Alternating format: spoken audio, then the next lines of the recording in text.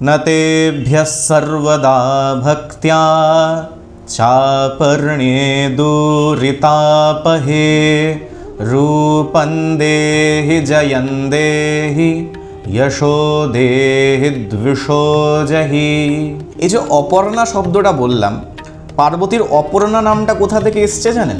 বলা হয় সতী যখন দক্ষযজ্ঞে দেহত্যাগ করেন এবং তিনি পর্বতের ঘরে গিরিরাজ কন্যারূপে জন্মগ্রহণ করলেন, তখন তিনি শিবকে প্রতিরূপে পাওয়ার জন্য কঠোর তপস্যা শুরু করেন এবং সেই তপস্যা চলাকালীন অবস্থাতে তিনি একটা গলা পাতা পর্যন্ত ভক্ষণ করেন না। আর সেই থেকেই ন পর্ণ থেকে অপর্ণা শব্দটা আসে এবং তার নাম হয় অপর্ণা।